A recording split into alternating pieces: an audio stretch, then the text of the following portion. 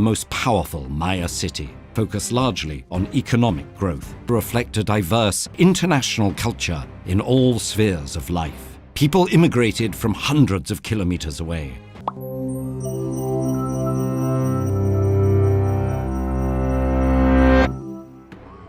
During an important calendrical celebration in 889 CE, Lord Kakupakal may have sat atop his ornate palace and observed the bustling hub he'd helped Chichen Itza become. The Maya city's golden age would outlast Kakupakal's own life, but he couldn't have known the crisis that lay ahead. A century before, warfare and failing agriculture forced Maya people to abandon numerous Central American settlements. This shifted the center of their civilization north to hotter, drier Yucatán. During the early 800s, cities like Chichen Itza, Izamal, and Uxmal expanded, but Yucatán presented its own challenges. Surface water was scarce, and the region's limestone bedrock rapidly absorbed rain. This forced many Yucatecan cities to collect rainwater in cisterns. But the land surrounding Chichen Itza is pocked with sinkholes, where collapsed bedrock reveals an abundant supply of fresh groundwater. Because of this freshwater access, when drought seized Yucatán in the early 900s, Chichen Itza survived to become the most powerful Maya city. People immigrated from hundreds of kilometers away, and at its height, Chichen Itza's population possibly reached 50,000. The city came to reflect a diverse, international culture in all spheres of life. Its challenge then became sustaining a large population in an unpredictable environment. During the 10th century, following Kakupakal's death, Chichen Itza's government shifted from a focus solely on the king to a more flexible system that also included ruling councils of the city's elite.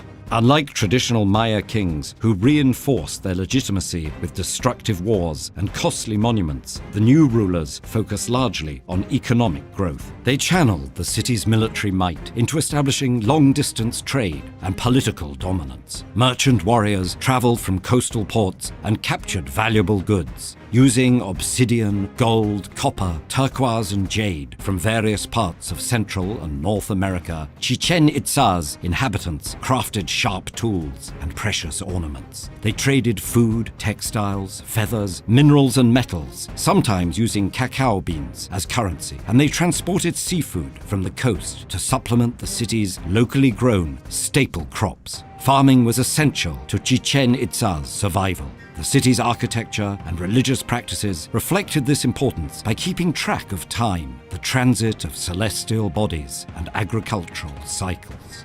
As the city grew, its citizens built a vast platform to support new temples, pyramids, altars, ball courts, and colonnades. Builders carefully aligned a round temple to mark solstices, equinoxes, and the passing of the planet Venus, an avatar of Kukulkan, the feathered serpent god.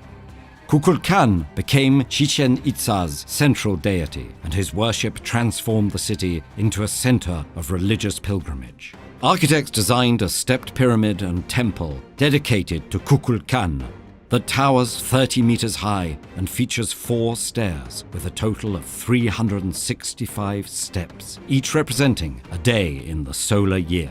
It's oriented so that around each equinox, the setting sun creates snake-like shadows that slither down the balustrades, evoking the serpent god. Several buildings feature representations of Flower Mountain, the sacred paradise realm inhabited by gods and ancestors. And rulers from far and wide were inaugurated at Chichen Itza's great ball court under the auspices of Kukulkan, and in the presence of thousands of spectators. However, Chichen Itza's golden age wouldn't last forever. Around 1020 CE, an intense drought hit and lasted nearly a century. In an effort to end the disaster, people made offerings to rain deities in nearby caves and sinkholes, which were seen as entrances to the watery underworld realm of the gods. Despite Chichen Itza's natural advantages and the ingenuity of its people, the city couldn't support itself through this extended drought. Population plummeted during the 11th century, and many people resettled on the coast.